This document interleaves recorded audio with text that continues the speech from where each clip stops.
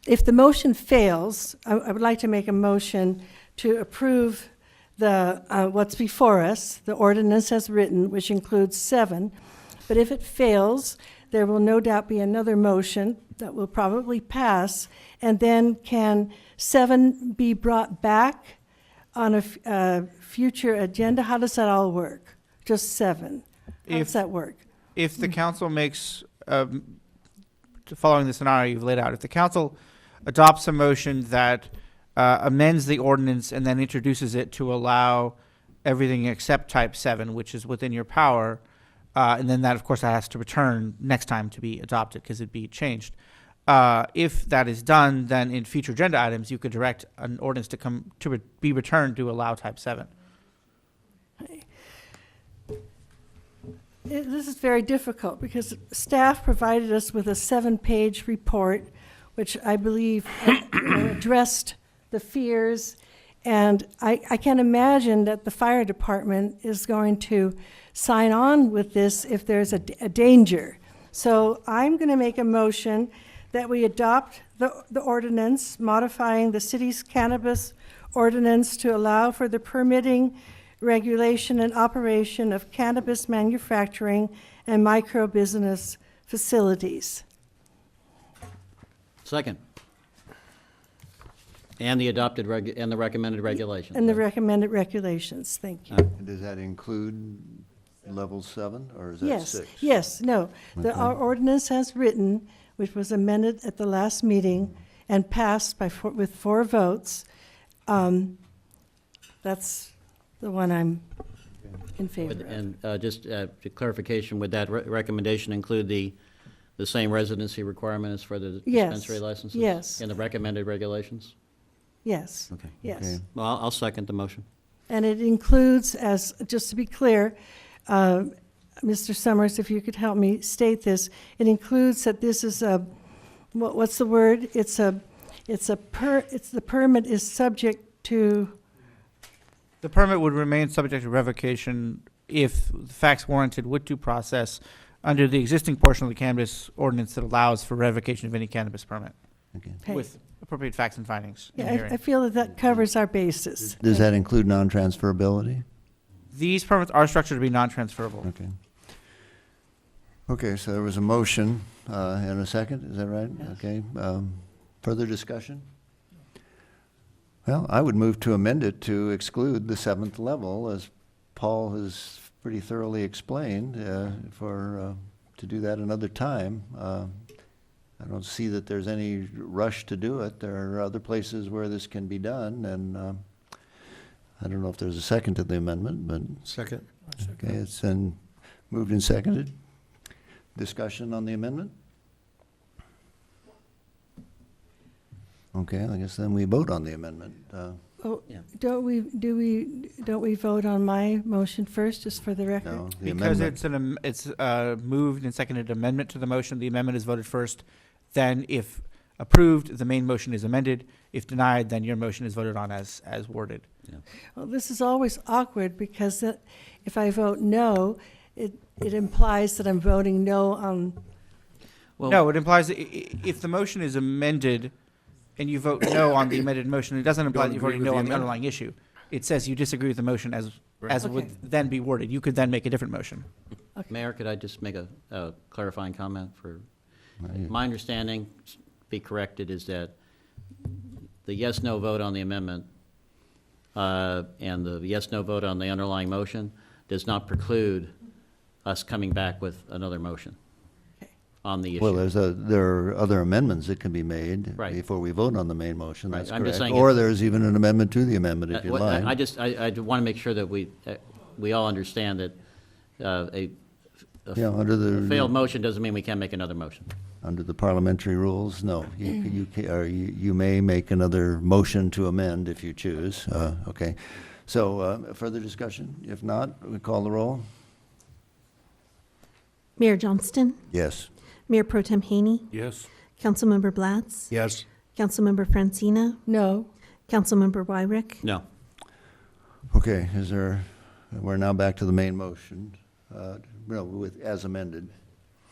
Right. Okay. Did you have another amendment you wanted to offer? No, my understanding of the motion as it stands now would be the micro businesses, the manufacturing, except for type 7, and includes the same residency requirement as on dispensaries. Right. May I make a comment, please? I feel that we're doing the public a disservice not having done our homework. If we had, we had several weeks to investigate whether there were accidents in other cities. We had plenty of time to answer that question. Why bring that up at the last minute? This is a question that should have been asked before we came to the meeting tonight. And in my opinion, based on my research, I've not read of any accidents. The systems, I've watched videotapes, they look 100% safe to me. So I don't understand why this would be brought up at the last minute when you had time to investigate. That's no longer the issue, though. The issue is the level 7, or probably the level 6, so the opinion is recorded. Further conversation? Okay, well then we vote on the main motion.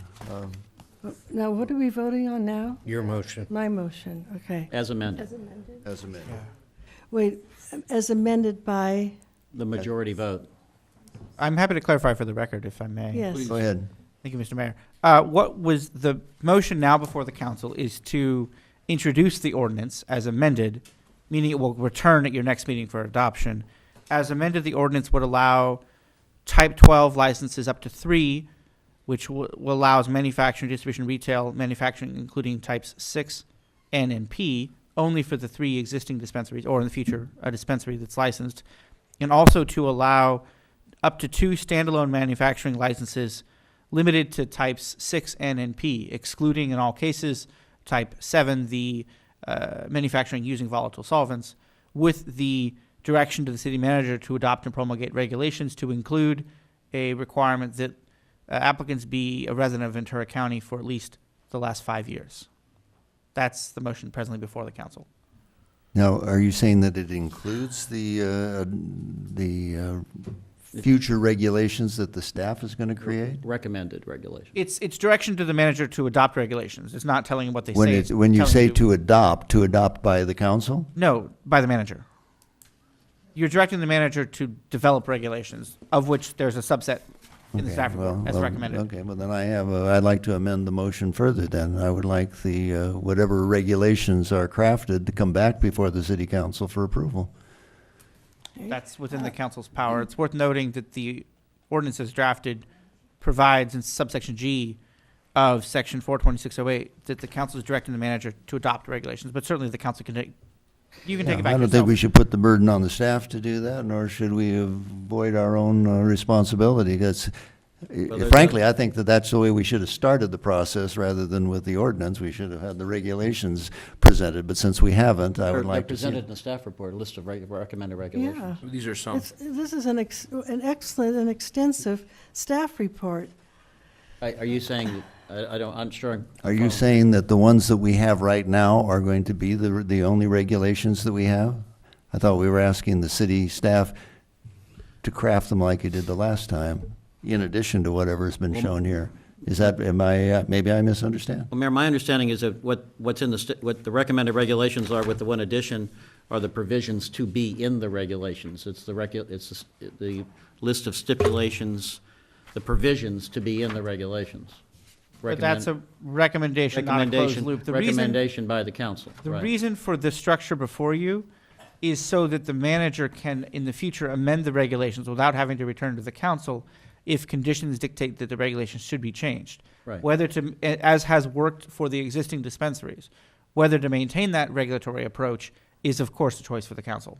Although, if I could, That worked very well so far. Well, and you may want to continue doing it that way. I'm suggesting that the regulations should come before what we have here, and anything in the future should be reviewed. That's a choice for the council. Now, maybe there's no second to that. I don't know. I second it. I think that's I the would way to second do it. it. Okay, it's moved and seconded. I have a question. Mr. City Attorney, let me see if I can take a shot at this. When are we going to get a report of on the on what is on item? You're removing 7, right? We're removing 7 The from the. proposal is that we do go through the level 6 and an ordinance be introduced to do that. Okay, and then we have to come back and put on the agenda just for 7, If the council so directs, that direction has not yet been given. and we could do that now or at the end of the meeting, or when do we do that? That would be, it would be germane to add that to future agenda items At the end at the end of the meeting. At the end of the meeting. Return with an ordinance on type 7. And that would go beyond this report. It would, the staff would investigate the history in other cities. Is that? If directed by the council, If yes. directed by the council. Okay. So Okay, so we had another we have a amendment. seconded amendment we need to vote on. Right. Okay, should we go, ready for vote? Yeah. Okay. Councilmember Blatz? Yes. Councilmember Francina? No. Councilmember Wyrick? No. Mayor Johnston? Yes. Mayor Pro Tem Haney? Yes. Okay, so now we're back to the main motion. I guess as stated, we're to direct the reintroduction of the ordinance at the next meeting, as amended? The introduction tonight and adoption next meeting. Okay. And then I can, at the end, if I can get council support, I can request that 7 be brought back. That's the separate question. Right now, the question Yeah. before us Yes. is Okay. whether or not we want to get to this level 6. Okay. Okay? If there's no further discussion, Councilmember Haney, Mayor Pro Tem Haney? To our amended, yes. Councilmember Blatz? Yes. Mayor Johnston? yes. Councilmember Wyrick? Yes. Councilmember Francina? Yes. Okay, motion carries. Very good. Okay. Okay, we are now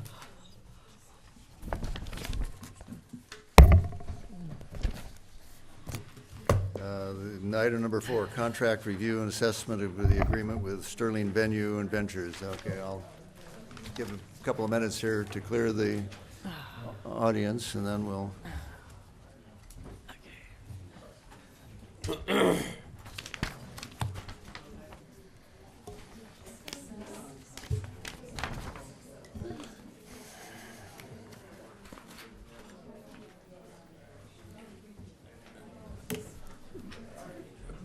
Mayor? Okay.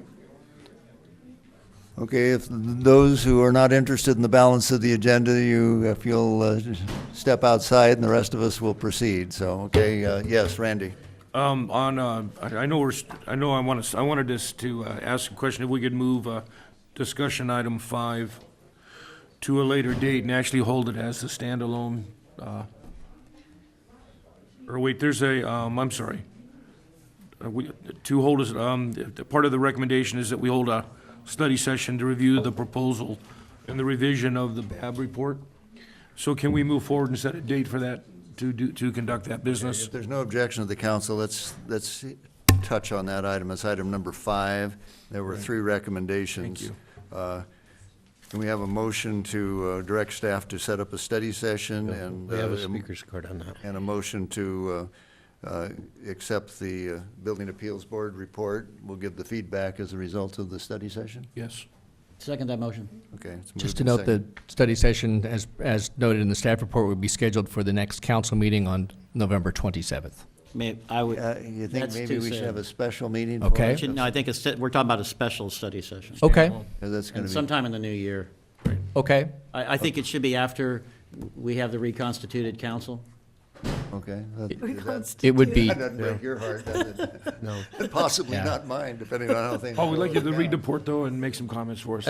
Yeah, okay, so the motion is direct staff to set up a study session after the new council is constituted, and tonight to accept the Building Appeal Board, no, receive. Received. Receive, file. yeah, to receive and file the report, okay? Mr. Mayor, I think before acting on the motion, we have a public speaker. Oh, okay. Is there any, we'll take that up. Right. Okay, go. Wayne Maynard, just to the point of, I support the study session, but I do have a recommendation. The staff document's 252 pages. And in order to get through that, there needs to be some better organization, I believe. I think that if we were to look at, like, developing an item number, like item 1 would be permit, extending the permit, renewing the permit. And then you would have whatever the code language is that you're proposing, and then you could have the building advisory board's recommendation and the staff recommendation, and some type of an analysis. Because right now, I don't know how you're going to get through Excellent those suggestion. type of items in an order. Excellent suggestion. Okay, so we have that as an outcome of the study session, if not before? Right, yeah, exactly. Okay. And then you go to the next one, right? And that way, Okay. comments you'll have an order, and I won't be limited to 3 minutes on 252 pages. Yeah, okay, thanks, Wayne. thank you. Okay, so the motion would be to direct staff to initiate the study session, and we'll try to incorporate all of that. Is that Yeah, with so the- moved? So moved. Okay, moved, seconded? Seconded? Second. Bill. Moved and seconded. Any further discussion? If not, so ordered. Okay. Thanks, Randy. Yep. Okay. That gives us time to start the Now we'll go deliberation to on this. 4, and is Mr. Sterling and the company still around? Yeah, okay, you're still awake. Sorry about this, guy. Okay. Staff, you want to kick Yes. this off? Thank you, Mr. Mayor. So, again, this is kind of not necessarily, but in a way, we've had kind of a 1-2 here. But we had the last meeting, we had the report from the Libby Bowl Committee. And then at this meeting, we're, as council had asked for, we are conducting a review and assessment of the contract that we have with Sterling Venue Ventures for the Libby Bowl use agreement. So our recommendation is to receive the report and to provide feedback to staff. So, again, we heard from the Libby Bowl Committee at the October 23rd meeting. There were some recommendations from the committee that did pertain to this. Let me just jump into the issues and the discussion here. So I think we all know a bit of the history with the bowl. I won't go into all the details on that. It was rebuilt in 2011, and it was initially managed by the Libby Bowl Foundation before it came back to the city. There were several goals that were identified by the city in the reconstruction process of the bowl. I just want to read those again to remind everybody. Number 1 was the goals were 1, to provide a financial mechanism to fund ongoing maintenance of the bowl. 2, provide a diverse range of programming for residents and visitors. 3, enhance the image of the city as a center of art and culture. And 4, to promote dining, shopping, and lodging as an outgrowth of performances at the bowl. So as I noted, initially it was managed by the Libby Bowl Foundation. It was returned back to the city. At that time, the city underwent a process and formed an ad hoc committee to try to figure out the best way to move forward. That committee worked with looked at a couple of different companies that expressed interest. Ultimately, the committee recommended that the council select Sterling Venue Ventures. A proposed agreement was initially presented to City Council back in November of 2015. However, at that time, there were a number of concerns that were expressed by the public. Just really quickly, that was at the time that we decided that we were going to split the calendar in half for each year so that the city would control half of it and the other half would be under the control of Sterling. We also, at that time, changed the term of the contract from the proposed 5 years to 4 and noted that any extensions would require City Council approval. Sterling's Venue Ventures agreed to provide additional records to support the profit and loss calculation. Also, the per ticket maintenance fee was increased at that time from $2 to $2.50. And there were some other clarifications that were made, including responsibility for the restrooms. There was also a minimum of 10 events set for the year and a maximum of 17 events. And also required that the city and SCV annually review and renew the list of acceptable artists for the bowl. So, Okay, but the recommendation is to receive the report, is that right? recommendation is to receive the report. So in the report, we provided an assessment of the 2018 season. Again, trying to showing the progress in terms of the number of events that have been occurring at the bowl. In 2016, we had a total of 17 events, and we had a total of 30 events held this last year, so we have seen some nice progress there. Sterling produced 18 of those events in 2018. Also, more tickets were sold in 2018, so that is also tracking upwards. Also, as part of the report, I want to note that we received just over $24,000 in maintenance fees. And in 2017, we had received just under $13,805. So we saw quite a bit of increase in maintenance fees from the 2017 to the 2018 season.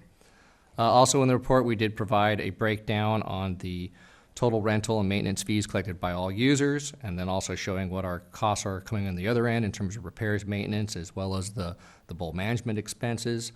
Interestingly, if you look at 2018, we took in $33,000 for rental and maintenance fees from all users. We spent over $15,000 in repairs, maintenance, and improvements to the bowl, and spent $18,000 on the bowl management, the labor to manage that. So they pretty much broke even for the year, which is pretty, I would say, pretty good to see for a city facility that really wasn't set up necessarily to bring in money for the city. Again, the objectives were the ones that I stated at the beginning, which were to try to at least cover the maintenance of the bowl, provide for a full range of programming, enhance the image, and promote the impacts to the enhancements to the downtown from the additional users coming to the bowl. Other things that we just wanted to note, one thing that I think we did want to note, although the Libby Bowl Committee did note several issues and several concerns, one thing that they did note that the vast majority of users have rated their experience at the bowl as satisfying or very, very satisfying, and that they also received good feedback from the surrounding businesses in terms of the impacts to them. On to the contract itself. Again, the contract began January 1st, 2017, and it runs through December 31st, 2020. Can be extended for 3 4-year terms. Of course, those would need to be approved by the City Council and agreed to by Sterling as well. We did take a look at the agreement to try to identify potential issues. I think we've made some progress in terms of, unfortunately, we went through that issue where we did have some confusion about the total number of events. I think we're all very clear on that now, the 10 minimum and a 17 maximum. The other issue that was raised at the recent meeting was the issue of the use of the city seal. Staff does agree that that is in the agreement and does require that appear on all promotional materials. We've had some conversations with Sterling on that, and they have assured us that they will be making sure that they can meet that at all times. But we don't believe that we need to make any changes to the agreement on that, but we'll continue to make sure that that is being monitored and being handled. The one section that I think has probably given us all a little bit of pause has been the compensation. Again, from the staff's perspective, and I think everybody knew this going in, it's been a little difficult just to, I think it's been burdensome, for both parties to be able to track this. Again, the compensation that was set up for the city beyond the maintenance fee, which is collected for each ticket that is sold, is that the city would receive a share of profits that Sterling would realize in any 1 month. If they were to realize more than $30,000 in net profits in any month, then they would go to a split, and the city would get 40% of that. To date, we've not received, or to date, Sterling is indicating that they have not crossed that threshold. They have not reached the $30,000 plus for any particular month, and so the city has not received anything beyond the maintenance fees at this time. I know there's been some discussion about perhaps going to a flat fee per event option. There may be some advantage to that for both sides in terms of the clean and simple way that we could probably track that and report that, but we've not sat down and had those discussions with Mr. Sterling because we wanted to get this report to council and see where council wanted to go at that point. The other issue that the ad hoc committee raised had to do with the exclusive rights of booking all commercial events. I know in my previous conversations with Mr. Sterling and in our discussions and negotiations on the first contract that was, and again, I don't want to speak for him, but I know for them that was a very critical point, that they really felt that having the exclusive rights for all the commercial events was important for them because they needed to be able to build their image, to build their brand, and they wanted to be able to have a consistent user experience that they could then tie back to Sterling. So in other words, they really wanted to be able to survive on their own Let me merits. interrupt you, because Sure. we're not rewriting the contract tonight, are we, the agreement? We're just simply having No, a review back. this is I don't just a see any- report back. And I don't see any recommendations to change anything, so shall we go to, well, okay, questions? I have questions. Yeah, about okay, the- okay. About the substance of the report. Yeah, okay, then And- that's, we should go to the Yeah, questions. uh, Okay. I mean, obviously, Steve. is that okay to proceed with my, I have two preliminary questions, and then I have some other ones, but the two I have are first that I requested, and that request was going to be conveyed, that we get to statistics not just on sold tickets, but total entry tickets issued, which may not be the same number.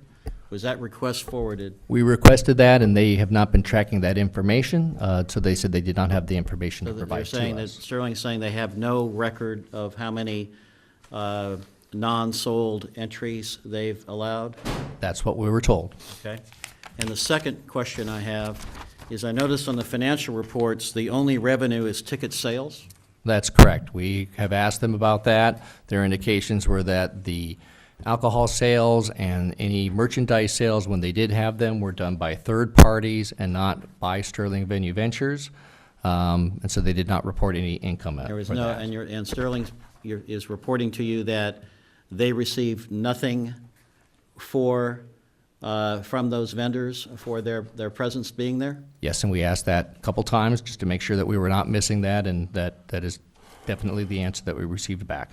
That's interesting, because I asked one of the vendors, and they mentioned that they were paying something to Sterling for the right to be there. Again, I that asked them that was- directly one night. Again, that was the information that I received from Sterling. We Okay. don't contact the individual vendors. No, I know, I just happened to ask that question.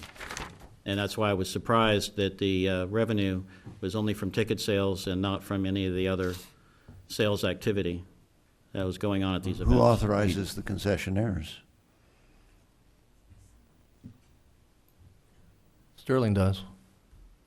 Okay, so there's subletting in effect, the venue?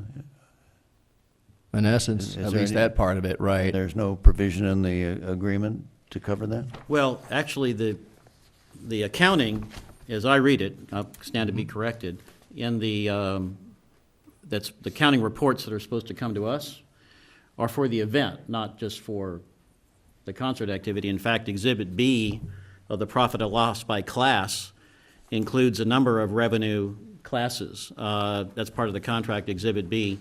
Ticket sales, food, beverage, beer and wine, merchandise concession, other theater rental, facilities fees.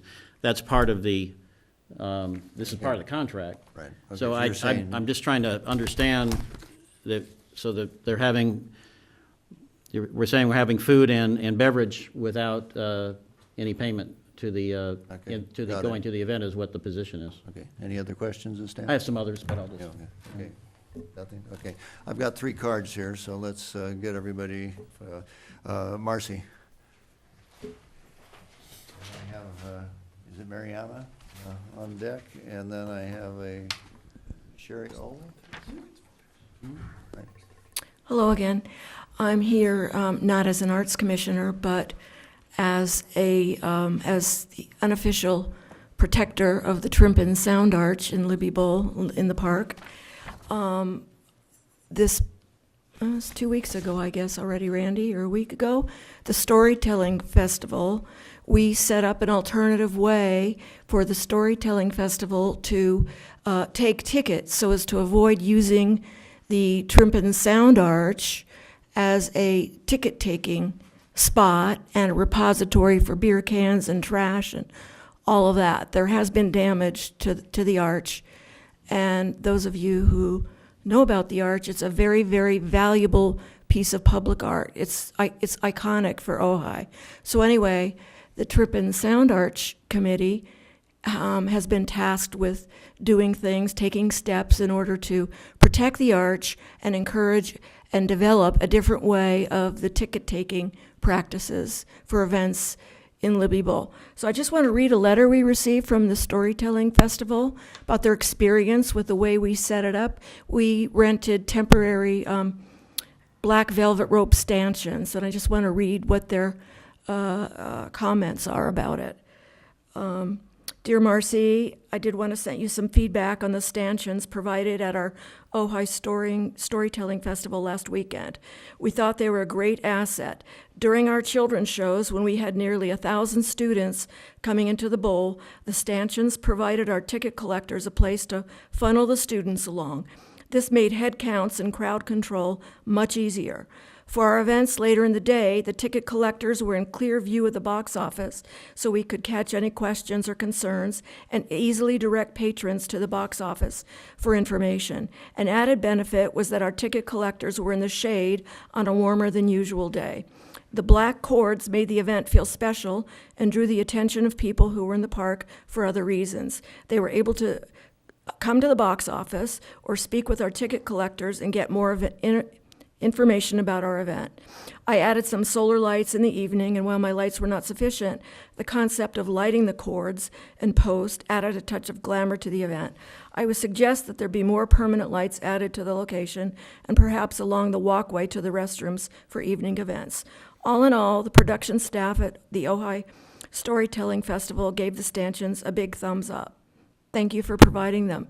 They also mentioned that the lighting, they collected the tickets at the point where the overhang by the ticket office ended, and there's a light there. It's a down light.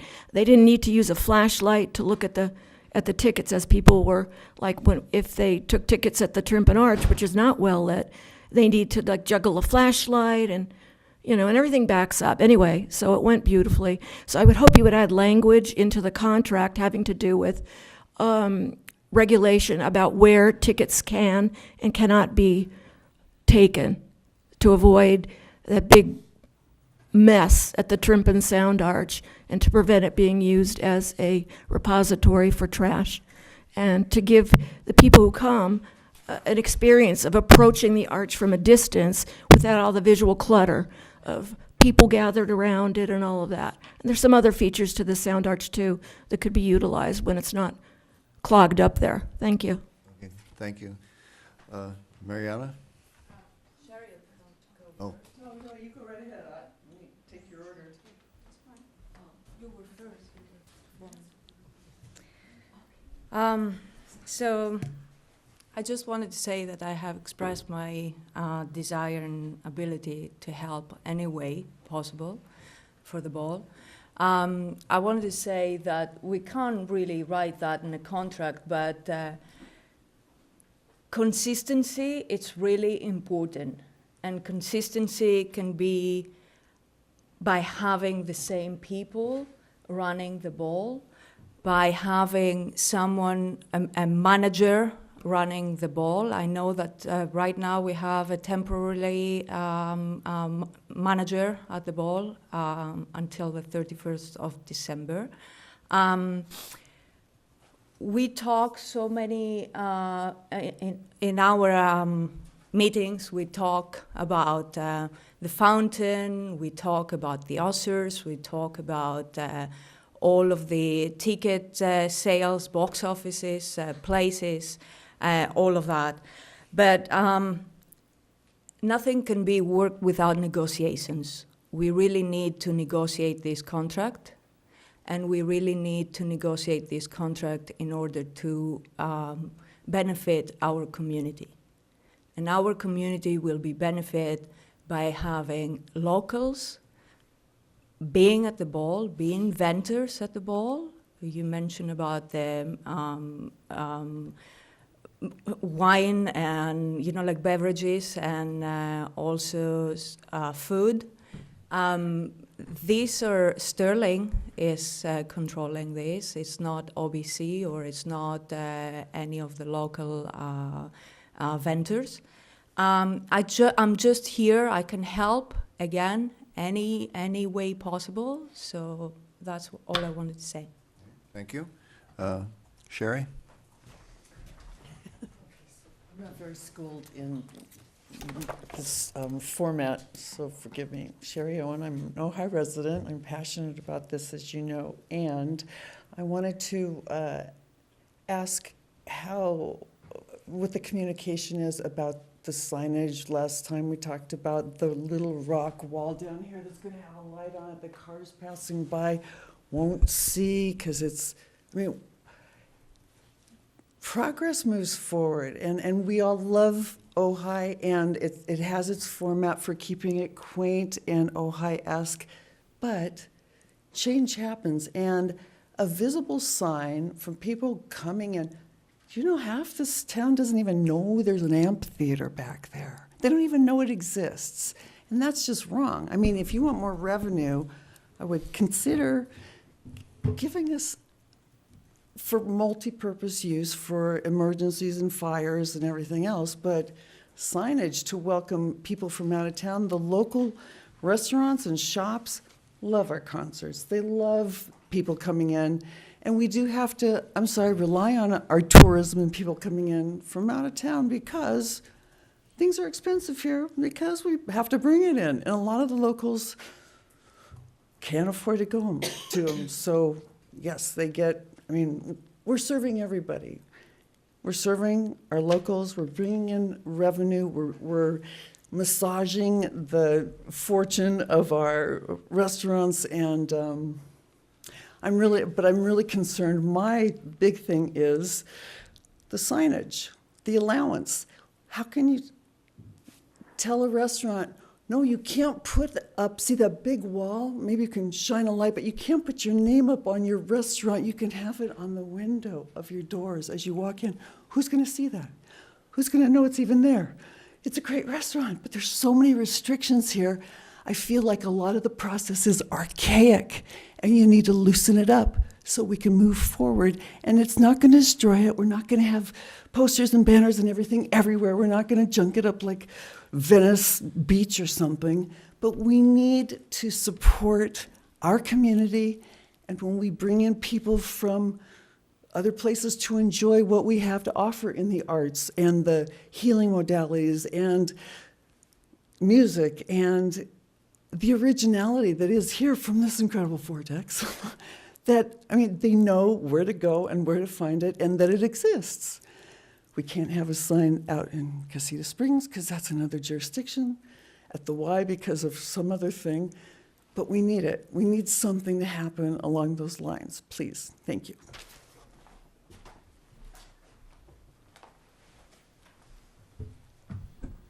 We have more cards? I'm sorry, just, if I could give one, just a quick comment. Go through the process. Okay, we're just about, okay. Is there anybody else out there that you go? Okay, we got, okay, two. All right. Is it on this subject? Yes, it is. Oh, okay. Yeah. I was surprised when I heard that you had, I've been to the Libby Bowl, but I've never been there for big events, that 1,000 people show up. That's, yeah. Anyway, so I just wanted to bring attention that if you're redoing the contract, maybe you should consider making sure that any events with over 1,000 people, that they contact the fire district to get a public assembly permit.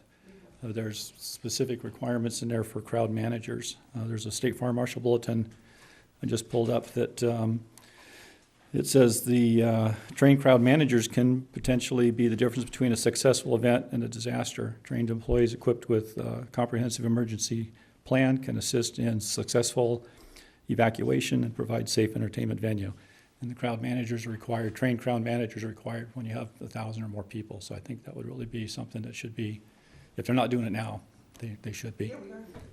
Very good.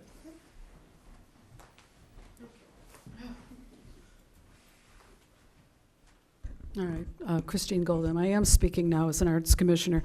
I just want to piggyback on what Marcy was saying about contract language. We believe that you absolutely can have contract language that forbids taping signs on the arch. We have photographs of damage to the arch. We have photographs where the name of the arch and the name of the artist have been covered up by signage for events. We think that that is disrespectful to this piece of public art. This is Ojai's iconic piece of public art. That has to stop. We also think there can be contract language that says within a certain amount of footage that nothing can happen around that arch. Now, when that fence was moved back that we did with the stanchions, it all worked so beautifully. We were really shocked at how beautiful that worked. mean, we'd want to try that again because there's going to be an event to commemorate the Thomas Fire, and we're hoping that we're going to get support to try the stanchion idea once again.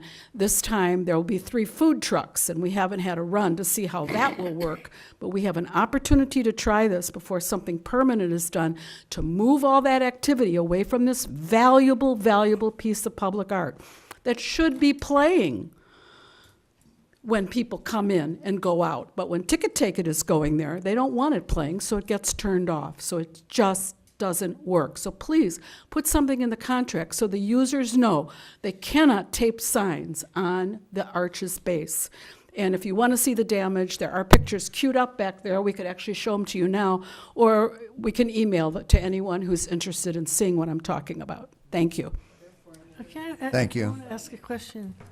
Well, I can ask her later. Yes. Okay, so, Mr. City Manager, what, besides accepting the report, do we need to be doing this evening? Any direction to staff council would like to provide? Okay, Bill? I'm going to express a couple things. One is, I think it'd be easier for everyone, as the city manager eloquently stated, that if Sterling is amenable, that we maybe have a mutual agreement amendment to this contract to go to a flat fee instead of arguing about accounting.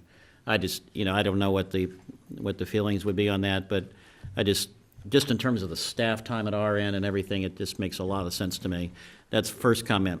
Second question I have is on the signage. You mentioned something about nothing could be done at the Y. I don't know what that situation is, but I understand what you're talking about. I think the proposal that was made ran into some is historic integrity issues. So I don't know the answer to why something can't be done at the Y for general signage, but that's a question for another event. I just don't know the answer. I want to say I don't know the answer. Right. Okay. All right. 2 more things really quick, and that is that I would like some assurance that the provision of the contract that states that at the beginning of each year, the SVV shall meet, not maybe, will, hopefully, shall meet with the city public works director or the person designated by the city manager to agree upon standards for the foregoing facilities and activities with special reference to the restrooms. It has been appalling, the status of the restrooms during some of these events, particularly the women's. It's not a matter of debate in my mind because I have personal knowledge of how bad it has been. And I certainly would like to see this provision looked at. We're getting to the beginning of this year. I would hope that meeting occurs. When I asked about this previously, it was a little mushy as to whether or not this in fact was happening. Oh, yes, no. Okay, in other words. So the question I would have, and I'm just assuming here, that sounds like what we're asking for is sounds like the need here, what I'm hearing, is to have some. We need to agree upon standards for the foregoing facilities and activities, which includes the facility preparation, sufficient sanitary facilities, cleanup, event security, user damage, and repairs. And it certainly includes the sanitary. It says here that SVV shall be responsible to monitor the public restrooms and keep them clean and supplied with necessary products. That's correct. We've had events where the products have gone out of supply during the event. I'm not going to just pin this on SVV, but I just think it's something this is something that's supposed to be done with Public Works, and it should be done, my opinion. And then the last question I have is another provision of the contract that states that the dates are to be provided for the next year by September. Has that occurred? Yes, it has. Thank you. And by that deadline, it was completed. Thank you. So those are just my comments. If we do a contract, if there's a mutual agreement for contract amendments on some of these other issues, I would be very amenable to just a simple flat fee and get away from all this accounting issues. Well, yeah, I would agree with you that the flat fee has its advantages, but it also needs to be enough for us to be recovering our actual costs. Right. As I know that we're nonprofit, but it doesn't mean that we have to lose. I agree. When it's a commercial venture. Okay. I just have one general comment, and this is just directed at Lance Sterling, that when we entered into this contract, the Libby Bowl was an unknown. We had no idea whether it was going to was going to be a moneymaker for Sterling, or it was going to be a loss for Sterling. We all had the sense, though, that it was going to be good for the community, because even if we broke even, it was going to be good because it was going to bring people into the community to go to our restaurants and things, hotels and things like that, which I clearly believe it has done. We've had some fabulous shows, and I think that overall the management of the commercial aspect of our bowl has been well served by Sterling.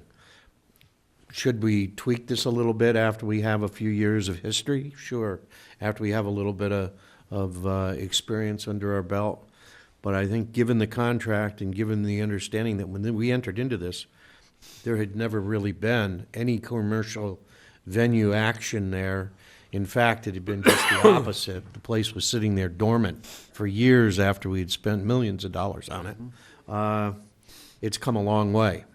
And I think that Sterling needs to be given thanks for that, because if it hadn't been for him, I'm not sure what we would have done. Okay. Good comments? So, Mayor, as Randy? sitting on that committee and spending, a year and a half plus reviewing all this, and sitting on the original committee that came up with the contract, we've come a long way in 2.5 years, going on our 3rd year. There's definitely some things that we could do better, and there's we, meaning the city, and there's certain things that we believe that Sterling could do better. But, there's a tendency in meetings like this to bring out the negatives, and the positives, which you touched on, Paul, are, we've had enhanced use of the facility. We've had more events there than we've ever had. The whole idea behind bringing in a commercial venue was to support local usage and to get the bowl rebranded as a place for the community to hold events. So all of those little things that we started out with have really happened. And we have ourselves and we have Sterling to thank for that. Now, getting into contract compliance and getting into things of those issues, the contract comes up in 2020, December of 2020. We could put together another committee. We could actually review the contract and start the negotiations before the contract is actually over. And along those same lines, we could actually take a look at the management side of it and how we want to propose moving forward. I think what we've done in the short term, Steve, utilizing the music festival staff, I think has benefited us. These restroom conditions, maybe we can ask them to increase staffing levels so that they're monitoring a couple of these small minor issues, well, running out of toilet paper is not minor, but you know what I'm saying. But all in all, this contract comes up for review in 2 years. And I think what we can do is prepare ourselves for that and start the process of negotiation now, not then, and see what we can work together. When Sterling entered this contract with us, it was a complete unknown. Unknown to us, unknown to them. And right now, it's a win-win, and the community has gained from it. So let's think about what we could do all together better, and let's think about when that time comes up and be prepared so that we can move this or transition smoother and cleaner. What's your feeling on signage? No, don't engage. We're wrapping this up. And I just wanted to add one thing. I don't see any reason why the city manager can't be directed to talk to Sterling about staying away from the arch. The arch isn't mentioned in here. I don't think it was ever contemplated. Signs would be hung on it, and there may be something that we can do during events to keep people away from the arch. I think it's very important to protect that. To that point, and I don't want to emphasize that this is necessarily going to solve the problem, but we did add further language to the user applications for people that rent the park and whatnot to make sure that was abundantly clear that they should not be affixing or doing anything to modify the art. So, and we'll be monitoring that. Mayor, I wanted to add one more thing, too. When you talk about flat rate fees, again, all of this can be negotiated. I agree with you, Councilman Wyrick, 100%. This, 40% of this, and 30% of that, and 20% of this. Who the heck could keep track of that? A flat rate, and then the other thing would be the maintenance fee. Steve, we might want to look at the maintenance fee as being the total bodies entering the facility, not just people buying tickets. I think that, again, that's something that we could talk to Lance with and figure out how there's a win-win in that discussion. Okay. One minor item, and I'm sorry to do this, and the city attorney will probably get mad at me for this, but when we brought the item at the last meeting, part of the recommendations was to have the Park and Recreation Commission take on the function of looking at the waiver requests for use of for the Libby Bowl. It's not clear from the action that was taken at the last meeting if the council's receive and file concurred with that recommendation from staff. Again, that was something that had been handled by the ad hoc committee, and staff's recommendation was that those Libby Bowl fee waivers in the future would be considered by the Park and Recreation Commission. There is some timeliness on that since the applications are Mr. Vega, the fee waiver applications are due. Week, and we've Does the chair of the ad hoc committee have a recommendation? Mr. Mayor, several applications. just a point of clarification, can a commission act on anything that has to do with money? They're making a recommendation, Councilman. Oh, to us. It would just be a recommendation to us. That's correct, right. Okay. Right, they would That not have the answers that final say. Screening process, is that what Right. you're talking about? Yeah. Correct. I guess it doesn't hurt then. Okay. Is that a recommendation? Right, that's a recommendation from us, that we have that process go through Recreation and Parks, because it is The Park and Rec Commission. Yeah, it is a Right. facility of theirs. Yeah, we had that on the agenda at the last meeting, but it wasn't really clear from the receive and file action if council was okay with that, so I figured I would raise it now. And I'll concur with that recommendation of the chair of the ad hoc committee. Okay. Do That's we fine need with any kind of a motion, or? Just direction. I wouldn't think we need a formal motion because the ask here is clarification of the council's past direction Okay. as opposed to new direction. So Okay, is there any there's objection to consensus this? or no objection?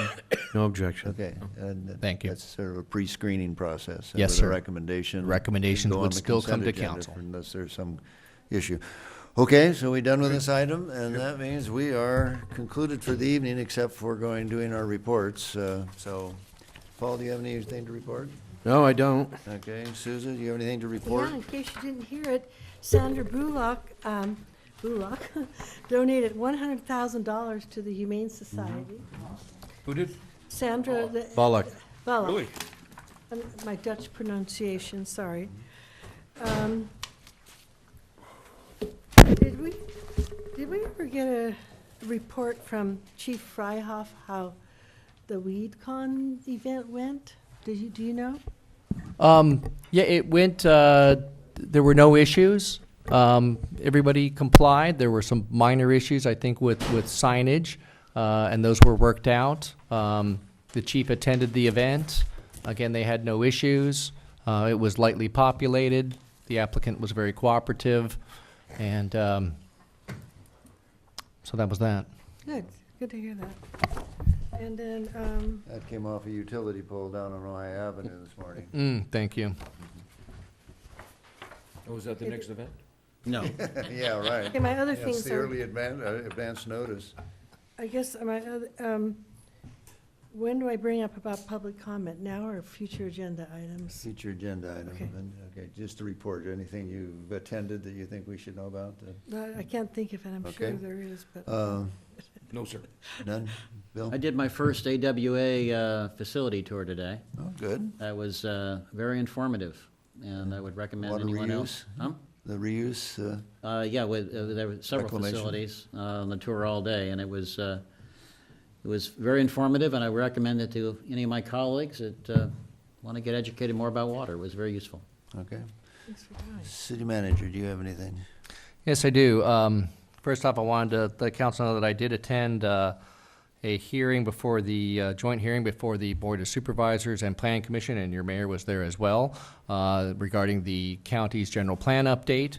They were looking at the alternatives chapters that are going to be a part of that analysis. I think the main thing that we heard out of that day was, again, we heard comments made by members of the Planning Commission, and I believe at least one member of the Board of Supervisors, in terms of that they're not going to be looking at any of the area plans at this point through the process. So again, we heard that pledge again, that they're not looking at changing any of the area plans through the general plan update. Of course, we're watching that very carefully because we're concerned modifications to the Ojai Valley area plan could greatly impact air quality standards and other issues, which of course are under the control of the county. So I did attend that, and we're continuing to monitor that. I'm not sure when the next hearing is coming up, but again, quite a lengthy process there.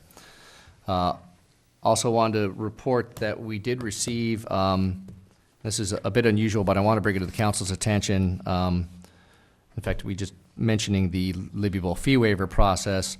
So the process, again, as you're well aware of, there's a deadline in order to make your request for any given calendar year, and obviously that time period for this calendar year is long since passed, since we're quite far through the year.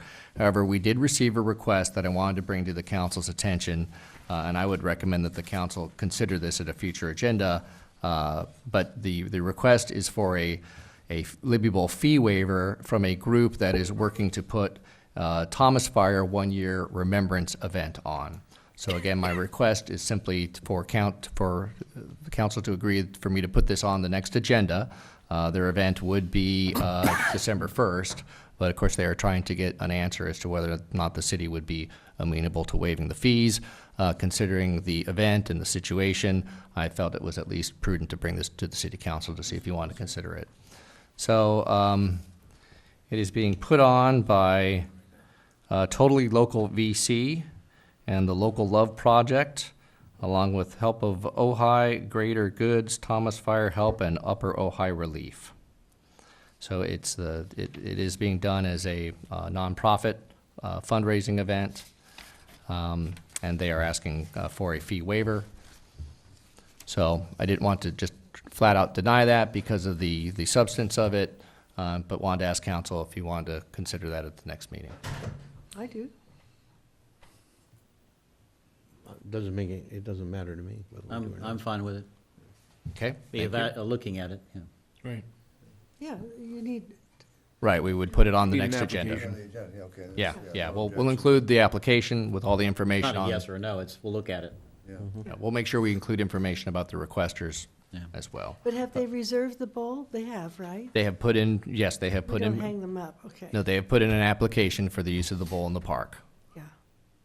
And it could go forward even if the fees are not waived, so I just want to make that Yeah. clear, but they are asking for the fee waiver.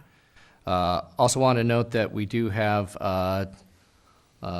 staff has organized some emergency drills coming up. Again, Mayor Johnston has his emergency preparation discussion scheduled for November 20th. City staff will be doing an EOC emergency drill with the city EO staff and the Ventura County Office of Emergency Services on November 29th. And we will be doing a follow-up EOC training and debrief on December 5th. We will be working to get invitations out to the council for one of those. But again, the initial training is for staff to get up to speed a little bit more in terms of their roles and functions and responsibilities in the Emergency Operations Center. So we're working on that. Other thing I wanted to note was that I did have a nice meeting last week with the general manager at Casitas Municipal Water District. We just wanted to touch base on some of the issues that are going on that affect the city. One of the things that he did let me know, and I did see that it is on their printed agenda, is that the board will be considering setting a public hearing to go to the stage 4 drought restrictions. That is on their agenda for tomorrow, and they're recommending that they set the public hearing for December 12th for the Casitas board to consider declaring the stage 4. And then the last thing I wanted to note, unless council has any objection, we did receive a bulletin from the League of Cities asking that cities send in a letter objecting to some changes in legislation that would eliminate or restrict how cities can use their PEG fees, their public and educational government fees. Of course, those are the fees that we get from the cable company, which then support our Channel 10. So unless council has any objection, I would like to send a letter from the city indicating our objection to weakening with the PEG fees. I'd be happy to share a copy of that with you as well. Sure with that. Okay. On the 20th, the former county fire chief and the, the Fire Safe Council, is that the right terminology for it? Yes. We met today as a pre-meeting, and on the 20th, we're going to have the superintendent of schools, Chamber of Commerce, key stakeholders, and just brainstorm and explore what we might do to help make that adjustment to, we don't like using the term new normal, but to educate the public and to do our part. We are, we are surrounded, and even though we're only the small part in the center, we're trying to figure out, is there a way we can do something to help the population become aware of what they need to be doing in conjunction with whatever the government does, because this idea of top-down, a lot of people just expect that somehow that's going to save them, and we're supposed to do our job and we'll try our best. But if you look out the window and you see danger, believe your eyes, don't wait for some other agency to be looking after you and calling in. So anyway, on the 20th, we're going to talk about that. Tonight, I think there's a meeting of the Fire Safe Council, and we're trying to figure out if there's some kind of a partnership, because that's got to be our #1 priority for the coming year. Whether we do this on our own or we do it in conjunction with other agencies, this whole idea of hardening the community, or the removal of combustibles, improving our codes, even if we don't do it immediately, the thing we're going to do at the workshop, we need to start sending out that signal that we're going to tighten up on certain things that are necessary now to prevent what happened up in Paradise. And I have a hard time saying that. Stranger in Paradise, bad, Bill. Could I just add to what you're saying, especially when you mentioned combustibles? It was interesting. I'm getting more sensitized to all of this. And I was on the bike trail behind Topa Topa Winery, and there's at least one and probably more of these palm trees with fronds all the way to the ground, frond debris all over the place. I'm probably right along the bike trail. I'm not sure who's responsible for it, whether that's county or not. But again, I don't know what we're doing to communicate to county that this needs to be cleaned up, or will you compensate us for cleaning it up? The reason I'm bringing it up is when you look at those pictures, especially of the Malibu fire recently, and you look at what is contributing the embers that spread that fire, a lot of it are these palm fronds. And, we also had the situation where we had a really bad heat wave. We had some diebacks, and past the normal clearance deadline, and I just wonder how we get more adaptable and vigilant. We let this area behind City Hall just stay there for a long time until we finally got sensitized to it. Well, okay, what I'm trying to say is right, I'm hoping all of this gets put into the mix. Well, I think that we as the leading by example, it's pretty hard to go out and tell the average homeowner, and all of us are included in that when it comes to maintenance. It's even when you think you're doing a good job, it just keeps happening. So we as a city have to do the same thing, and we have to, during the budget, we've got to allocate more funds to address that as our priority, even though in the past we've been able to kind of sort of skate by all of that. So anyway, I'll report back to you as how we. I just wanted to comment one thing on that. It's funny, I think it's probably on all of our minds, the fact that we're no different than Paradise. That's true. We're no different. The interesting thing is, there's a lot of communities in high fire areas that create an advisory board that actually bottom up make suggestions on how to maintain their community. And maybe that's something that we need to look at, is developing a community-wide advisory board. We have that. We just need to activate it. Well, when I'm saying community, I'm talking about everyday Joe and Sherry and Marcia being a part of that. And when you create an environment where the common person is talking to one another about, you have more fuel in your space than I have in mine, you might want to help me and take care of that. But if you have the community involved in making those decisions versus policies and ordinances and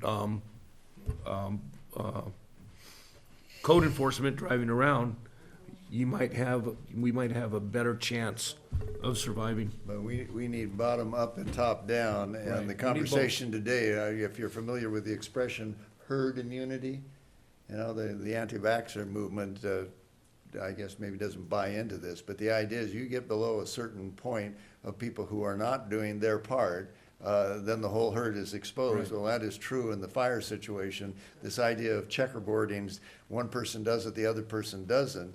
one or two people doing their job is going to be undone. Maybe even a half a dozen people doing their job is undone by one person who doesn't. So what you're saying is exactly what this group on the 20th is going to start trying to figure out. How do we address it? And it doesn't work if you just start it up when there's a fire and then go back to sleep or forget about it, because it only lasts about 90 days. I think emotionally we kind of cleanse ourselves and then think we're safer, when the reality is that now we have what is known as the flash fire risk, which is that you get the light growth that comes back even in a drought. And when that catches fire, that moves a lot faster than the old heavy growth stuff. So anyway, there's a lot to be done in that area. We're working on it. Okay, enough for tonight? Well, future agenda items? Yeah. Mayor? Oh. We haven't done future agenda items. Couple other things, yep. All right. Nice try. Okay. I'm going to call Paul out of order for laughing. There's no laughing in city. Yeah, you're just sitting here thinking, okay, let's hit it. I have something, but No, I'll take okay, my turn. let's, Okay, I want to pass something out. Wait a second. And the reason I'm passing it out is a statement I want to know if my colleagues can concur with. And this basically is something that's come to light in conversation that I've had with the city manager and the community development director. Remember, we had some issues and contradictions previously in the M1 and MPD zone regarding office building use. Something else has come up. It's pretty timely. I don't want to get into a lot of detail about it, but the community development director asked me if I bring it to council to see if we would direct the planning commission to take up some possible adjustments to the allowed use table for M1 and MPD as presented by a staff report to the planning commission. And he wanted to know if I could get council to support this happening right away. And I can provide more detail, but this is something that came out of a conversation of a situation that's developed in the M1 and MPD zone. But does the planning commission only react if we direct them to do it as Well, opposed to? Can't staff take it directly there? They asked that if council would support it going right to the top of their work plan. The community development director asked me if I would bring it and share it with my Mr. colleagues. City Manager, you Well, look there's a couple issues here. One, typically our response would be that we would want to look at all this as part of the comprehensive general plan update. But I believe that this was being driven by one particular applicant, so we did not feel it was appropriate for staff to ask that. The contradiction has been revealed by one particular situation, but it applies in general. Remember the situation with the office building use, where we had permitted a building that wasn't allowed, we had permitted a building that by design was not allowed in the district, and we needed to fix that. Okay, but do we We have a need, similar situation now. city attorney? So what the request from Councilmember Wyrick, what the council can do is to put this on your future agenda, an item along these lines. Tonight, you can't direct the planning commission to take something up. You have to have the council put it on an agenda for the council to direct the planning commission to take it up. Okay, well, I that realize would- that's another step.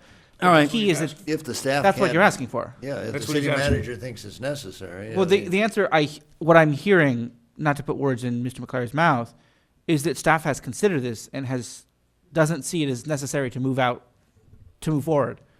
Thus, the council member is asking the council to consider it on a future agenda item.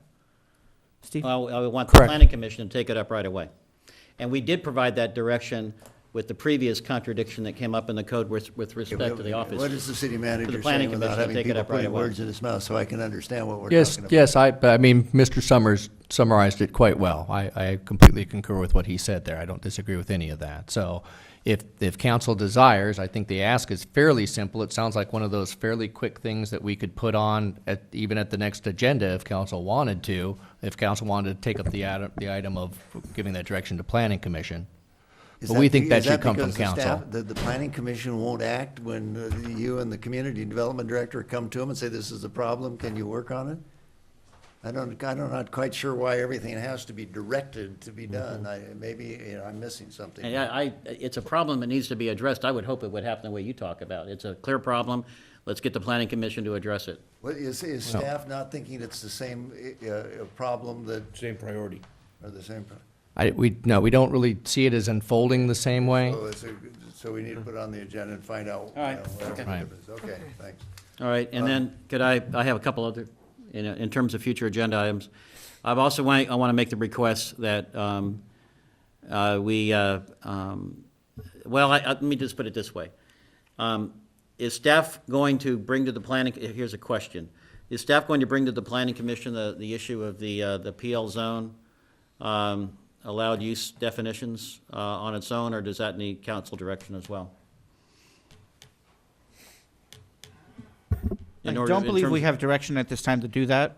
Okay, well, I'm going to request that we put that on the agenda for us to, Okay, well, I'm having, not that I'm objecting to this, but I'm having a little trouble with the idea that we bring things to council to direct the staff to put it on our agenda so we can then.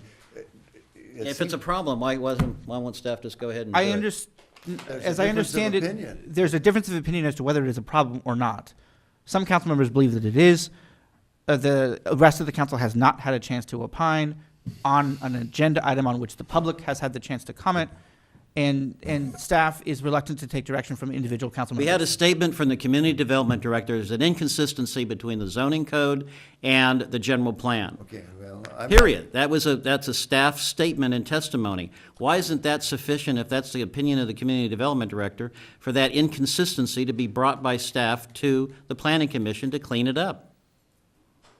They apparently don't think they need to do it, is what I'm hearing here tonight. Or that it be And done and- earlier and than the already. This opinion, couldn't staff advise more than one council person so that we have some idea why we be putting it on the agenda? Well, the staff can, putting it on the agenda does that. We can't have 5 individual briefings. That would be a Brown Act problem at that stage. Figure it out.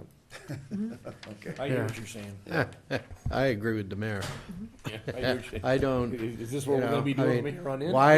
Why does it have to come back to us Right. to say we have a problem? Right. When the executives of the city do not believe that it's a problem? No, we had the statement and testimony that there was a problem tonight. Well, that's Well, not the same. Yeah, Not I- a statement that it needed to be resolved immediately, as opposed to part of the already scheduled general plan update. I respect the process on the now Bill is asking for this. I don't think it's not. So we have, what, 2 members of the council that want to do this and put it on the agenda? Is that what we're? Yeah. okay. Yeah.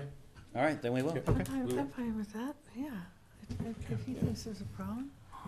All right, anything One of else, the Bill? reasons we have difficulty getting work done in this city is that, well, every time something comes up or someone makes a passing remark, we immediately agendize or start giving direction. I agree. That should be coming from the manager's office, and we should support that unless we have a very strong argument to the contrary. But just to be very frank, Mayor, we have ongoing chronic issues of contradictions in both code interpretation, application, and in the code itself that just sit there and don't get addressed.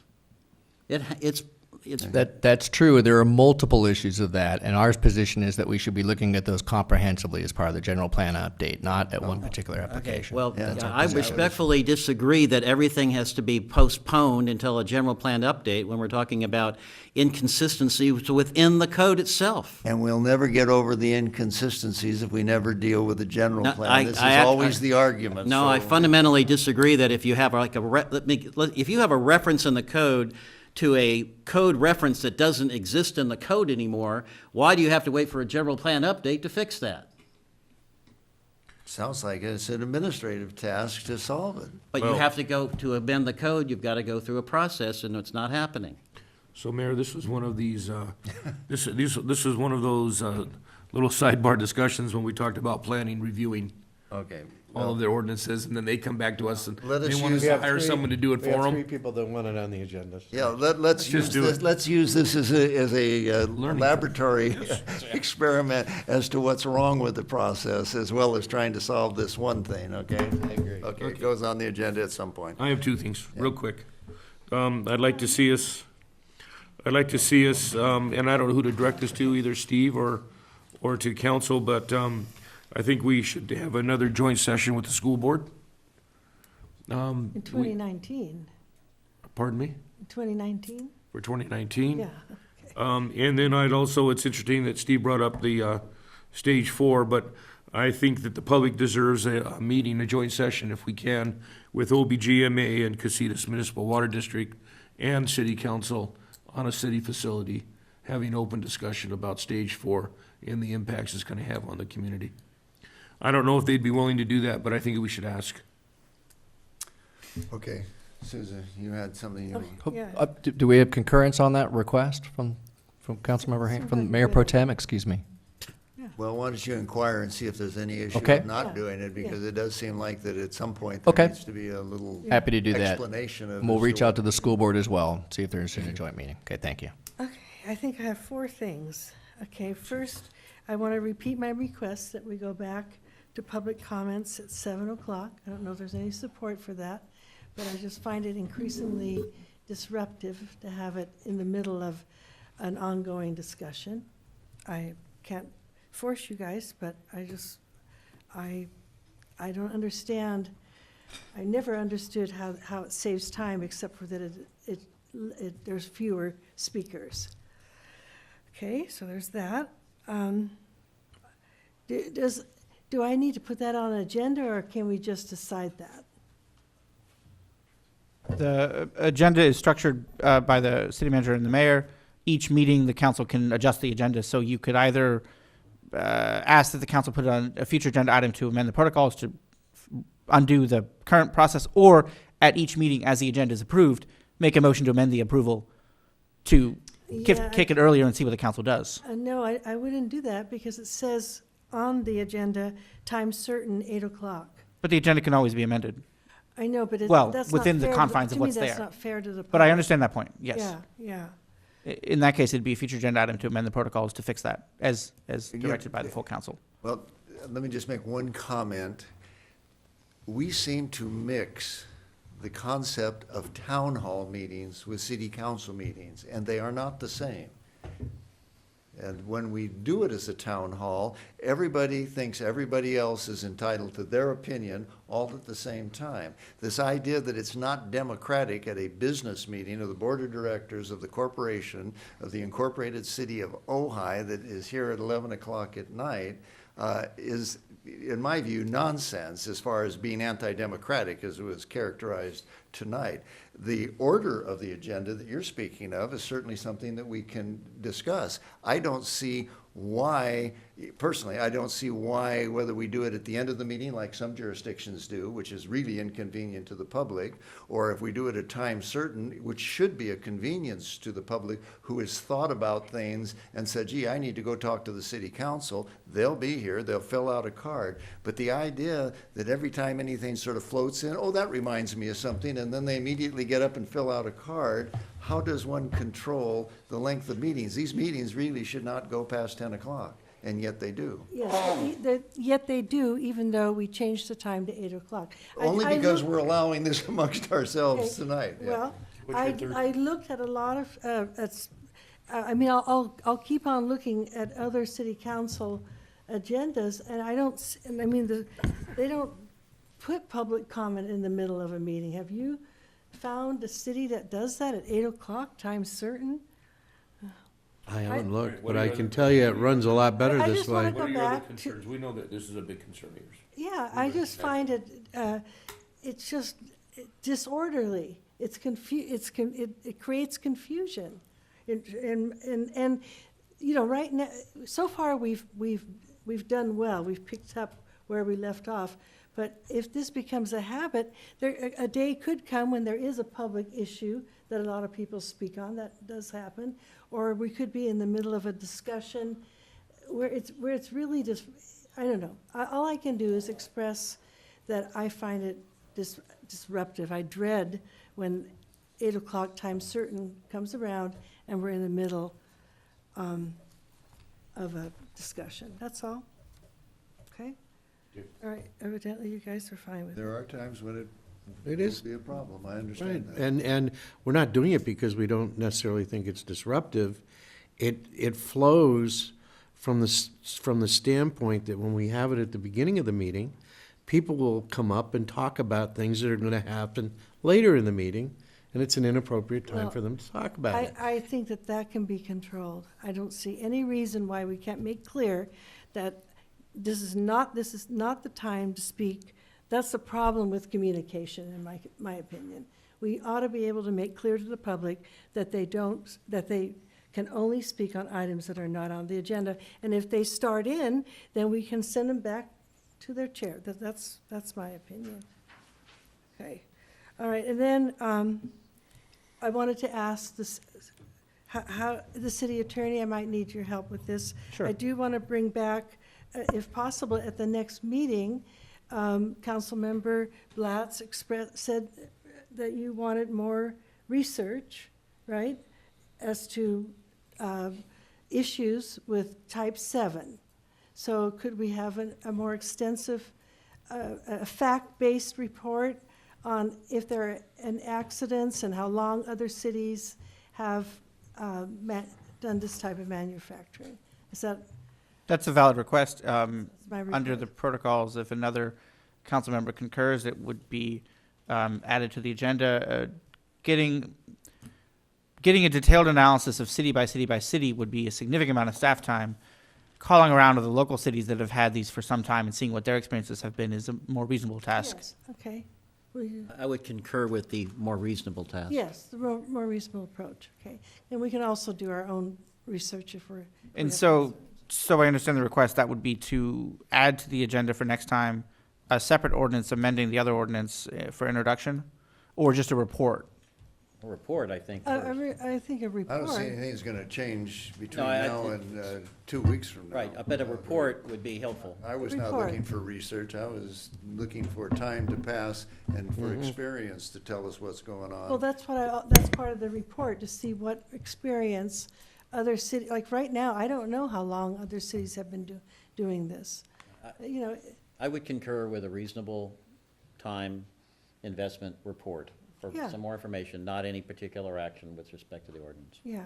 And then put it, on the agenda, put the two, Or it could be in a city manager's report. What other reason would you want it to come back at the next meeting, other than because we're going to be looking at the ordinance? I feel like it would be nice to, the issue has been, in order to think about what to do next, I would like to have information as to what other cities in California, what experience there has been, if there's some experience out there to report to us about.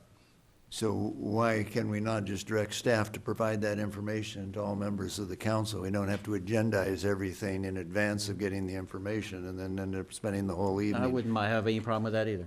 Well, I have, Mr. Mayor, I have something here that I wasn't going to bring up because it's somewhat dated information because the last report was 2015, but it specifically says the danger of producing cannabis extracts, and the methods used to produce cannabis extracts involve complicated and precise techniques and often dangerous volatile solvents, resulting in risk of physical harm to the manufacturers and to those around them.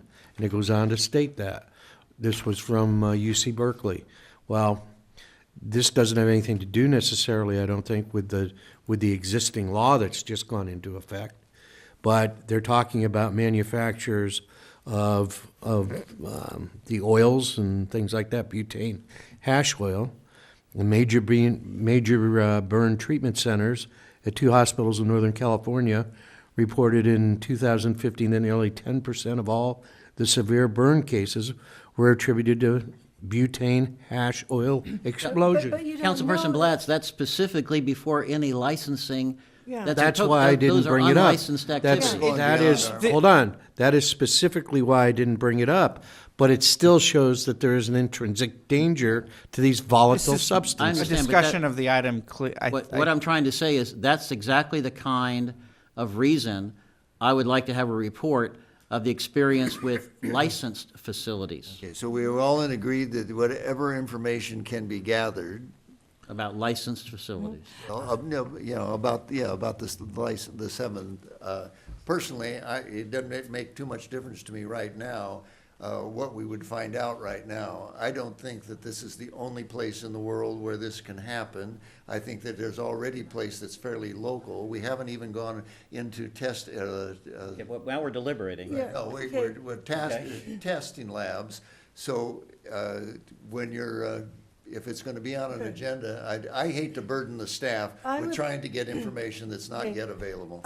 The reason I want it on the agenda is because the public is now left, you know, there was, if council member,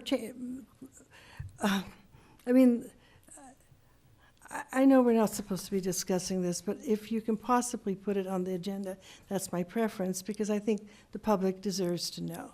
Your request is to have the report Report, yeah. be on the agenda for a report. Yeah, yes, just a simple report.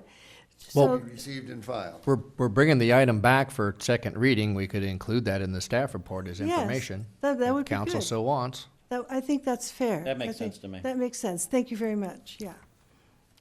I have a second over here. I concur. He Takes two of concurs. us. Yeah. Okay. Okay, thank you. Okay, and then for 2019, I would like to explore this idea that we could come up, and again, Mr. City Attorney, don't know how to, a saturation clause where we really look at the number of wineries, and I know what you're thinking. Should we also look at the number of yoga studios? Absolutely. Yeah, but is there such a thing as a saturation clause? Like, Staff could come back with a report on that process, where we currently stand, what our options are, if that's what I'm understanding. Yeah. We'll do that for you. okay, thank you. And then, if I think of the third thing, I'll do it later. Thank you. I think that's all for now. Okay, yeah. Thank you very much. We're adjourned.